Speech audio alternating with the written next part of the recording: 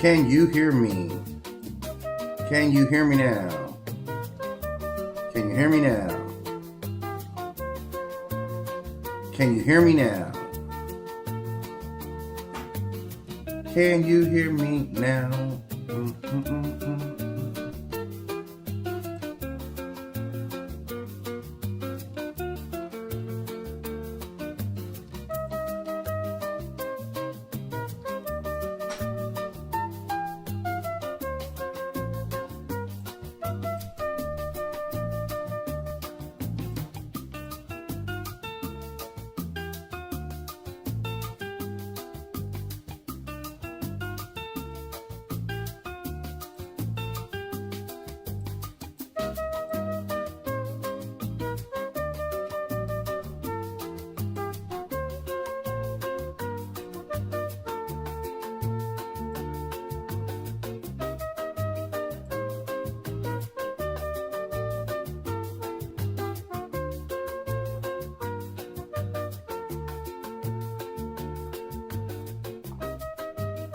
Okay, fam, I'm about to come back on now. Let me get the music turned down. So welcome back to Mythlab. This is number 14. This is a, hang on, guys.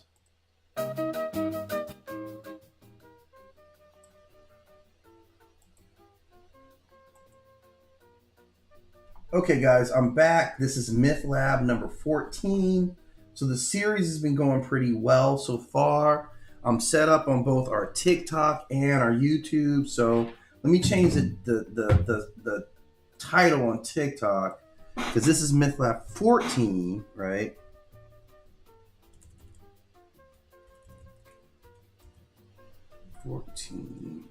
And these are war gods. But these are war gods who are disciplined. These aren't just your savage war gods. I know when we start thinking about war, a lot of times we think about like the most savage of the guys. Let's get this back here because I want to have my myth start on the right page here, right? Let's go here. Come on now. We don't need that anymore, right? Okay, so these are the three myth gods that we're going to be talking about today. I queued these guys up for some intensive breakdowns because when we talk about war gods, like typically we're going to regulate them to being deities that are all about chaos. And that's not what war gods really should be. Like war gods are really an entirely different thing. So we're going to talk about these war gods from three different cultures. We're going to talk about obviously Montu, who's going into it right now. Montu is my one, right? That's my dude right there. I've been messing with Montu for a long time. He is the disciplinarian. If you know, he's called the strong arm of Heru. And I'm going to talk about like why he's so significant and why he matters. You're going to recognize right up in the middle there, that's obviously Athena. So that means immediately takes us from Africa into Europe. And then we have Guan Yu, right? Who obviously this is Chinese culture. So we have three representations of the same type of disciplined war god. Not some chaotic war god who's just all over the place, but like a legitimate like war god who embodied all like the principles of war god, the discipline and the strategy that comes along war god. So we're not just going crazy with the wild war gods. We're actually going to talk about the discipline. Now, quickly, I'm dropping a link in there. If you're in the chat right now, in both chats, I just dropped a link to my Patreon book, which is my the myth of the list of deities in North America, right? So these are all our deities. I'll drop an image of that so you guys can take a look at it. But that's my freebie book. You guys can check out that link while I'm going through my Mythlab right now, right? We're talking about this. So that's absolutely freebie. And let me tell you guys something. I'm really excited today. Monday is the 16th. I'm actually working on some pretty powerful stuff right now too. And I wanted to let you guys know about this, right? So let me see if I've got this for you guys here as well. I want to get a good image. I've been working on my okay, so this is the book that I'm putting out here. And let me pull myself all the way up to the top here. Right? This is the book. This is my book right here that I've been working on recently, right? It's an ebook. You guys can go. This thing's a free download. If you guys are interested in learning more about any deities, especially the ones that are in America, this is just a great reference guide. absolutely free. The cost of nothing, right? Absolutely the cost of nothing is what it would cost for you guys to get a copy of this book. I did this, guys. I did this for you guys. Again, we lead with love in this on this channel, and I'm showing you guys love. Best you better lead with some light too, because I'm looking a little like, oh, there we go. Now all of a sudden I have meaningful color. So that's what I've been working on recently. You guys can definitely go. I would encourage you and ask you to go download the book, check it out, enjoy it. You have the link right there. Share it with your friends. And I'm also working on my own myth story, or I'm doing some modern myth. This is my graphic novel here, and this is 9 World Chronicles. You can see, man, I'm really putting a lot into my artwork on this. Like, this is some really good imagery. So that's obviously Hathor, and like she's coming back to Earth. So the kind of subtitle for this book is When the Gods Came Back.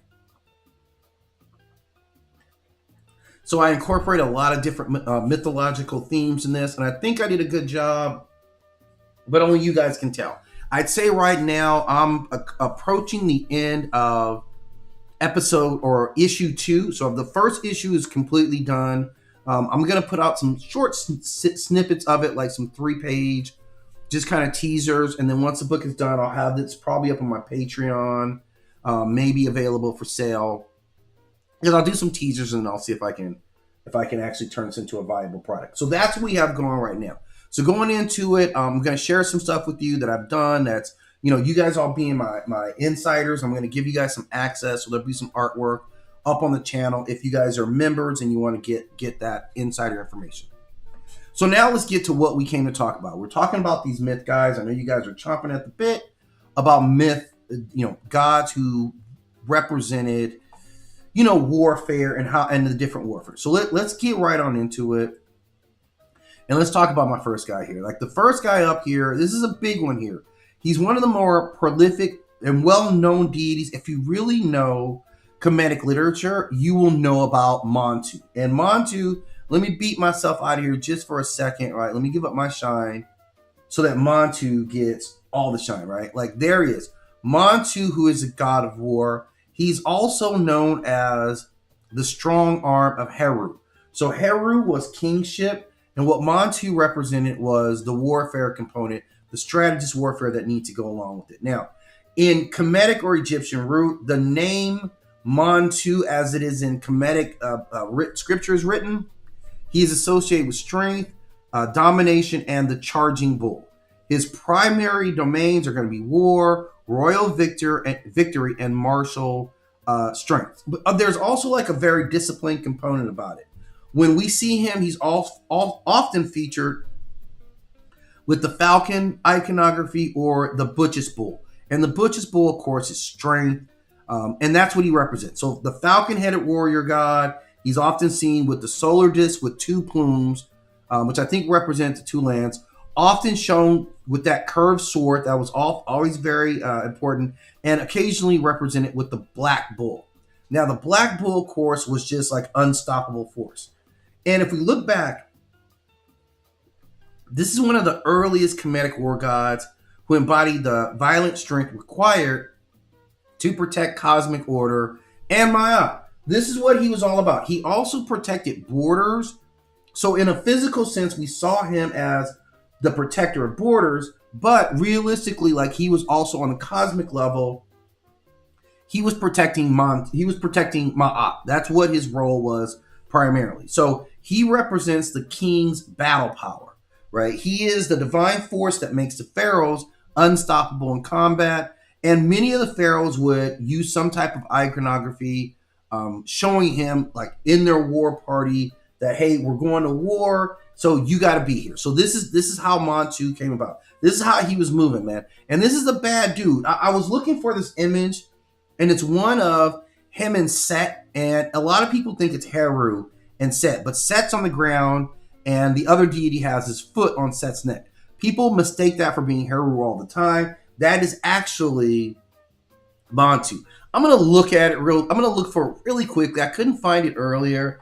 I know I've seen that thing online. Let me see if I can find it under Heru and Set. Because what it is that Montu, because he represents the disciplined part of the military, that always supersedes like just a let's get after it kind of model here. Let me see. I don't see it here. Man, I do apologize. It would be a great image to show you guys. Because Montu was called in to check everybody. That's ultimately where he was. He kind of remained in the background. We didn't know about Montu as much as we knew about the other deities, but his strength was there. This is the strong arm of Heru because he protected the kingship. So he is the strong bull, was what he's represent, that black bull, but was also, man, do I have that black bull? I may look for that, but the strong bull, the black bull, was the beloved Montu. That's who he was in a nutshell. So he made it pretty easy. I'm just looking to see if I've got an example of that Butch's bull, because I may have it. It's a black bull. I'm sure I've got something in here that's black bull. Let's see if I can find it here. Let's see. Bull. Bully, right? Let's bully. Okay, this is a form of the Butch's bull here. So this is the divine bull. So a lot of times we're going to say that this literally was the depiction of Montu. This is where they were showing Montu as the sacred bull. And the sacred bull was protector of us, right? He protected, civilization. He protected the empire. He was the ultimate protection. If anything got hot, this is where we went to. So Set was more aggression. So when we talk about like Set, the reason we're not talking about Set or Aries is because they didn't reflect the discipline part that we're saying. That these guys were more the strategists. So this is what Montu's role was. Like the king obviously would come to him and then he would holler and tell him what you need to actually do. What's going to help you. So in function within this theology, he was the war power of the pharaoh or Nasut, right? Like there's a little dispute, guys. Like I know we're used to using the word pharaoh. Culturally, that's not what the people themselves ever called themselves. What they would have called him was the Nasut or the Nasut Biti. Nasut Biti, it maintains the cosmic order. Okay, we're off here. Let's see if we can reconnect. Right. I don't know if we're live or not, but I guess I'm just looking at the TikTok, and I'm assuming it's counting. We're still going. I did get a message, so we'll see. Anyway, we'll go through. So he's defender of Maat. He's also solar war energy. So he is a solar deity himself. He is linked to both Ra and Heru, and he manifests the sun's destructive power against chaos. So war in Montu's theology, it's not about chaos itself. It's more about controlling boundaries. It's about righteous aggression. It's about state power. And it's about this divine military authority. So he wasn't just running around acting crazy. He was very much controlled. And that's what you want for people who are representing, your culture. Like who's going to be in there. So this is what Montu really represented. Okay. This is good stuff coming up, guys. Now, we're going to talk about his historical period, like when he existed and where. Now, he was primarily worshipped in Thebes. So that's where he has a cult center there. And then later at Hermothis, right, which is another major temple complex, and Metamoon. So he is featured with major worship sites and at least 4 historical sites. So we know about him being worshipped. Now, I don't know what we would have brought to Montu because he liked war. I don't know what worship for him would have looked like. But we're going to find out. We're going to explore that as well. Historically, his temples were located throughout the region of Upper Kemet. Now, from historical time period, this guy is first talked about in the Old Kingdom. So we're saying way back 2700 BCE. That period runs to like 2700 to like 2100. So he is mentioned as the regional war god of Upper Kemet by the Middle Kingdom and the rise of Thebes. Now he gets elevated to this state role of importance. So kings start to take the name, right? Mentuhotep. Mentuhotep is, you have his name, Mentu, which is one of his other names. Mentuhotep, which means Montu is satisfied. Very important, like kings would adopt names. Kings would adopt names of deities that they wanted to perform worship on. So Mentuhotep II reunites Egypt after the first intermediary period and this strongly suggests associating with Montu with the military victory and the national restoration. So Montu is being called upon in this period of time because they're saying, well, he brought the whole kingdom back together. Now, by the new kingdom, he remains important, but this is a time where Amon is starting to be dominant, particularly in Thebes. So Amon kind of blasted over everybody in this, in terms of like the belief system at that period of time. So Montu became pharaoh, but he always remains his prestige as being the war patron of the pharaohs, or as I would call them, would be the Nasuts. Now, as far as ritual practice, he was worshipped in military dedications, victory parades, temple offerings. Now, this is the part you guys are going to want to know, because what kind of temple offerings does Montu take? Well, he likes weapons, right? That's not surprising. We're not surprised, Montu, that you like weapons at all, right? So, okay, so you like weapons.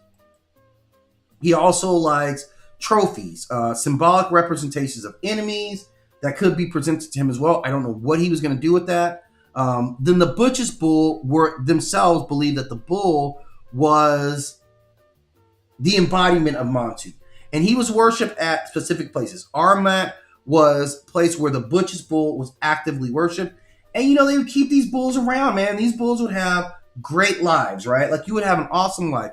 You're gonna be fed, you're gonna be pampered, like they're gonna bring in mates for you all the time. So it was all about that. Now, the bull itself, of course, symbolizes virility, unstoppable strength, and divine aggression. After death, these bulls were actually mummified. So that shows you like how much they cared about these bulls. And the Royal Association often evoked Montu before campaigns. So he served as the war patron, and he was actively worshipped. This guy never went away. In the theological sense, he is the force that is necessary to maintain order. This was not violence for the sake of satisfying aggression. This was maintaining and keeping chaos at bay. So remember, there's Maat on this side, and there's Isfet over here. And we don't want to give up any ground to Isfet. We don't want Isfet feeling like you're getting any ground on us, which Isfet is chaos. So he was the one who had to strike down chaos. So power is sacred when it's aligned with justice, which is what he was. Rulers must possess controlled violence, and warfare can be morally justified when you're protecting your civilization. So this is really what he represents. He is disciplined aggression rather than uncontrollable brutality. He wouldn't just run around acting crazy. Montu was very controlled, and it was all in line with keeping everyone protected. He's also represented as a solar warrior, and in that regard, he's associated with Ra, Heru, and Amon, all as like deviating his powers from them. So he could be described as a manifestation of Ra's actual battle fury. That's really what he was seen as. Culturally, it meant that the kings also had to be warriors. The kings, if you're adopting Montu's name for yourself, then in some instance you have to be a warrior yourself.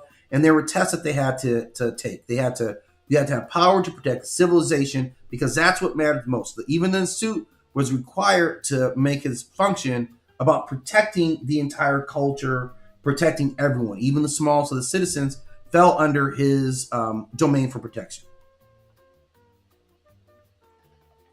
Now, when they had victory, it means that this was divine favor. The deities had shown that you were the righteous one, that you were the path of truth.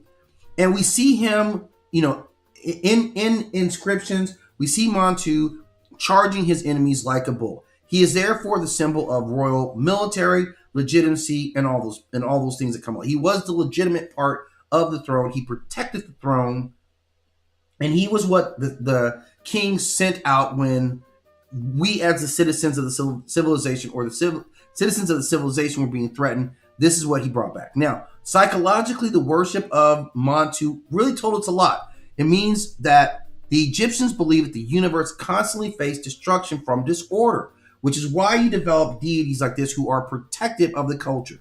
That a war god provided psychological reassurance that order had a defender, and so that we would not fall into chaos. Because what they show is a lot of belief in that chaos is always going to be there. He's also seen as the pharaohs themselves were living vessels of this divine strength, And this is what reinforced that you were channeling Montu energy, so you go out and whoop somebody's ass too. You had this controlled violence. They did not glorify war for war's sake. Instead, war was a useful tool to keep us, all safe. Okay. Now, timeline was, and this is going to be important, Montu's timeline, I said, goes all the way back to possibly 2,700 years ago. So that would give us more than 5,000 years of history that we've talked about him, almost 6,000 years. His main rise to power came on during the Middle Kingdom around 2055 BCE. So you can take that in your notes. And the Theban king elevated him to the patron of conquest and reunification, the merging of the two lands. You guys know there's always Upper Kemet, Lower Kemet. He brought they had time together where they were a unified kingdom. His peak influence was at the Middle Kingdom and the early New Kingdom. He had temples that expanded, and Butch's bull cults were thriving everywhere. These were all representations of him. There was some gradual shift when Amon takes over as a dominant cult. We know that whole period, and he transitions, at least Montu, from being a primary state god to a specialized war deity. By the late period, he continued to be worshipped, and he was more kind of culturalized, right? Like local to a specific area. He wasn't as seen as globally dominant as he had in previous times. But we're going to keep talking about him. He's also now on the modern scene. So if you go right now, and let me see if I can find this for you guys. I'm gonna try to find one for you guys here because I said I was going to pull up an image, but let's pull up Montu in the Smite games, because Smite has got every single deity that you want is in Smite, the video game. I'm telling you guys, it's an online game. You can let's see, is that him? Okay, let's look. This is the image that they're going to use. I'm just going to copy this here. And let's see. I don't think this is a very good image of him, but this is, so again, like, he's still thriving. You can go to Smite. Like I said, if you go to Smite and you're interested, there is a representation where you could play as Montu. And I think that's kind of the cool part, especially when we have deities that have been in existence for so long. So the next one I'm going to talk to is kind of in this vein, like has a lot of that same Montu energy in terms of being a strategist, a disciplinarian when it comes to military. And of course, this is who I'm talking about here is Athena, right? And I'll blank myself out again. You can see it. This is Athena, who is a goddess of wisdom and also war. And she's an amazing, amazing core part of Greek philosophy. Now, her name may originate as a name older than even Greek language itself, but it's still tied to the city of Athens. She's all about strategic warfare, wisdom, civic order. This is important for her, which is governance and all those things, as well as skilled craftsmanship. We know her symbol, right? We know her symbol from Clash of the Titans. It's the owl, right? Let me see if I can find this. Wow, that was really, really weird. I guess we maintained it, but that was a glitch in the Matrix right there. Let's see, 1981, Clash of Titans, the owl. Now, this is interesting because this is coming out of real mythology. Remember, Zeus ordered.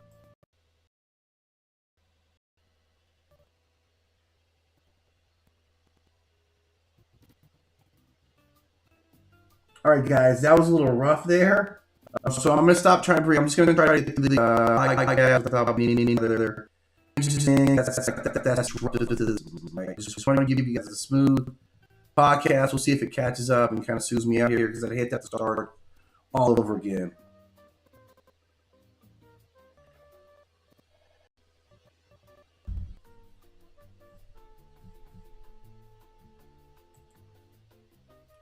Wow, I really, okay, guys, I'm going to try to get through it. Obviously, I was locked up. Hopefully, you're still here with me. We'll see, right? We'll see if we can get through. So this is Athena. I try to bring in some extra images, and I see that kind of killed it. So I'm going to stop doing that and see if the stream gods let me get through without it, okay?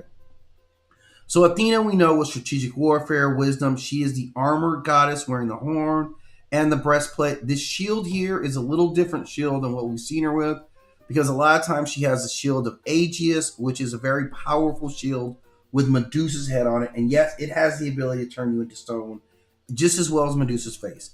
She carries a shield like her outfit is 100% what the Greeks would have worn in the battle. She is hovering that, bearing that shield. That was the shield and the spear. That was a major part of what was going on in their military. She's always shown with the owl, which was the depiction I wanted to show you. And this is important because she never changes that. That owl remains very important. And we show that representation of her.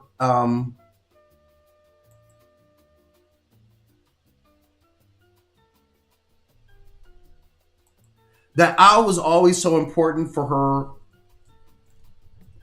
And we have to recognize that, right?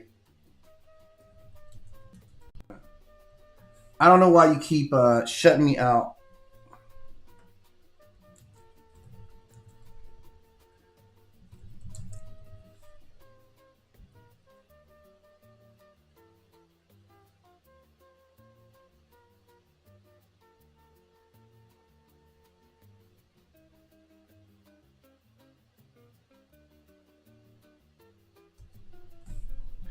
Okay, so I'm trying to figure out what's going on. But so she has always been the symbol, and she's classic to Greek mythology because she literally was born from Zeus's noodle, right? She came out of his dome, and that represented the wisdom part. Now there's an interesting part. I'm going to see if I can pull this out of here without this disrupting, because both Athena and Montu have associations with the owl. I just realized that Montu is heavily associated with the owl himself, unless I'm missing something. And of course, she's always associated with the owl as well.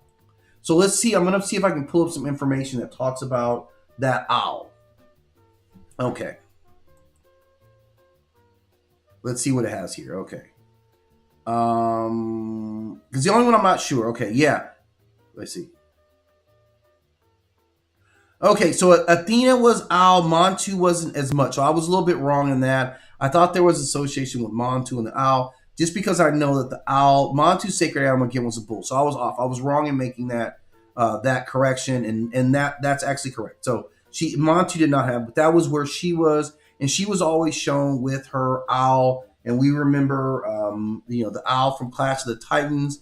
That was her pet, which was again another story. It's about Hephaestus making owl. He was making automations way back then. Like the owl itself was.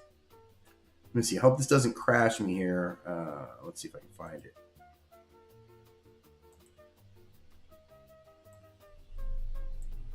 So this is the owl from Clash of the Titans. And the significant thing that we learned about this was early on. We were understanding how important the owl was to Athena, but this was the first. This wasn't the first robot or intelligence that we would see Hephaestus build, because we go back to Jason and the Argonauts, and he built whatever the protector of that island was. So we got two things out of this image of the owl, this persona of the owl, how important it was to Athena, and then what Hephaestus actually could do. So that was an important part of the iconography. She contrasts with Ares because Ares is chaos and lustful, where she is calculated victory. So she's very different than them. She's also a guardian of civilization. So she's not just about war, but she protects cities, she protects laws, she protects political order. So she is the order of the polis, P-O-L-I-S, which is the state or city, rather than a destroyer. She's also a patron of skill and craft. So she wasn't just limited to warfare. She was into things that would cultivate a civilization on a lot of levels, right? So these included like metalworking, shipbuilding, weaving was something she was strong at, engineering. So her dominance included the technological side of warfare, and she embodied like advancing civilization through intelligence and skill. That's what she was all about. She obviously goes back to the earliest periods. Her primary cult was Athens, the city that was named for her. There is a whole mythology about her going up against Poseidon to see who the city would be dedicated to. She beat him because she gave the city the olive branch, or the olive tree, which obviously the olive branch would be very significant. Like Greek olive oil would be a staple for their food stock, the olive itself. So very important, which is why they designated the city after her. I have no idea what it was called early before that, but she was associated with the early Mycenaean period. Then the classic Greek period, she becomes a central deity of Athens by that time. She is a major part of her major temple was the Parthenon, which was built in the 5th century BCE, and she becomes associated with democracy, civic pride, and military defense. By the Hellenistic and Roman period, she's spread all the way throughout the Mediterranean, and the Romans would identify her with Minerva. So that would be her other name in the Roman culture. Now, she was worshipped heavily, primarily through civic rituals. So rituals that celebrated the city, these were things where they were almost always dedicated to her as well.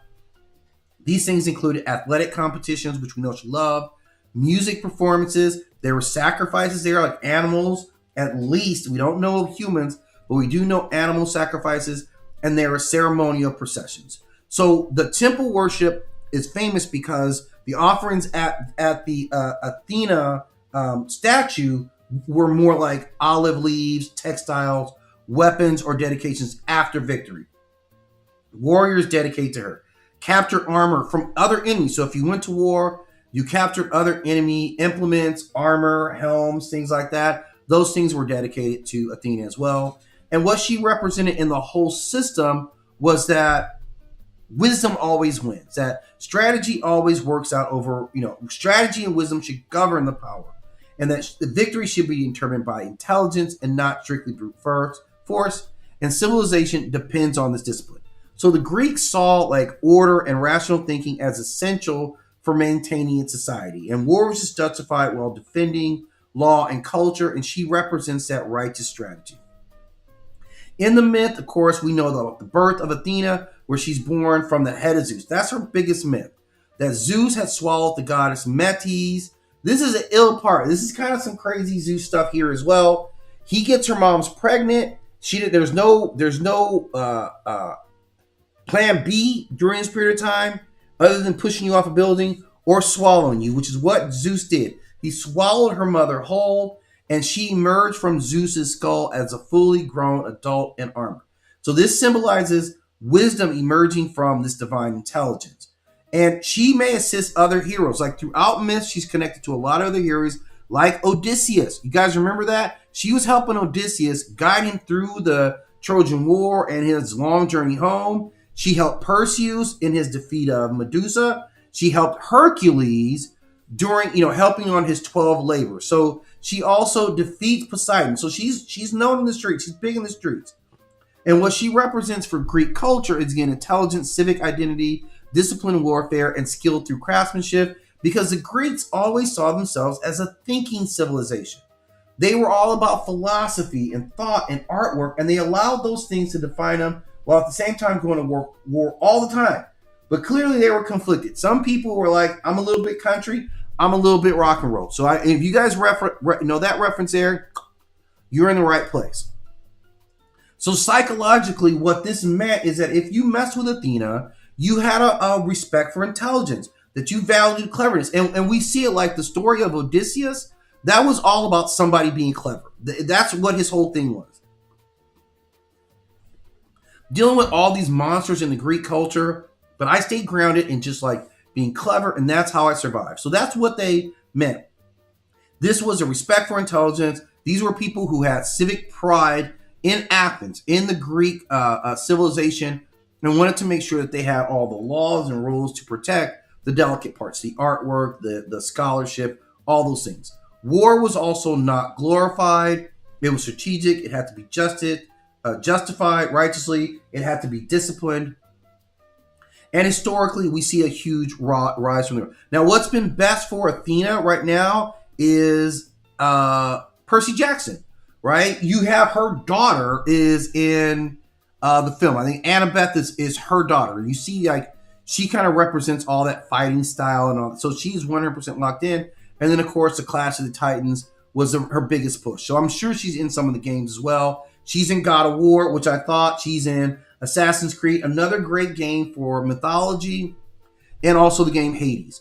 Throughout comic books, she's also in DC Comics and Marvel Comics, and she's always the same, the ultimate strategist and the ultimate warrior. So this is the representation from Greek culture around this deity, and a lucky, fortunate deity that we do have, that we've been lucky enough to witness Athena.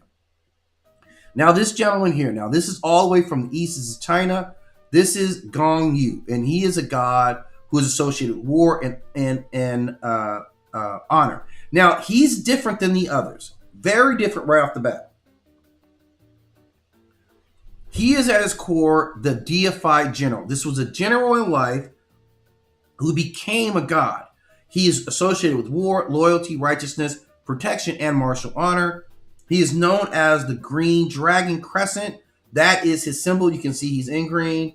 The tall armored general, the long flowing beard, which is called the beautiful beard, by the way.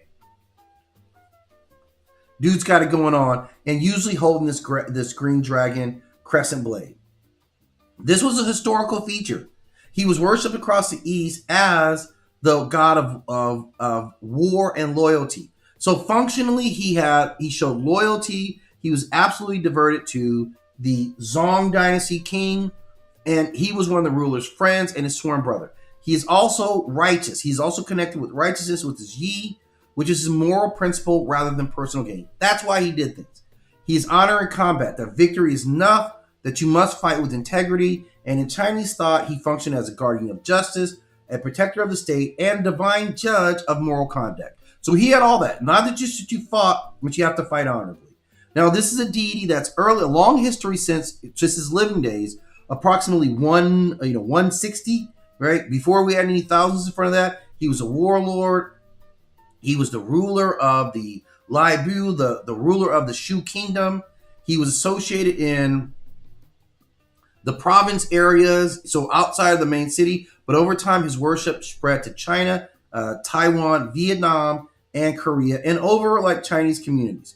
So in temples, he has temple sites that are dedicated to him, and they're going to have offerings for him. So if you're there and you want to make a peaceful offering, it's always good to have a war god on your side. I'm just telling you guys, I'm telling you this so that you guys know, let me give some offerings to these war gods, because you never know. So if you went to his temple site, you would see incense, you would see wine. This is what he likes people to leave.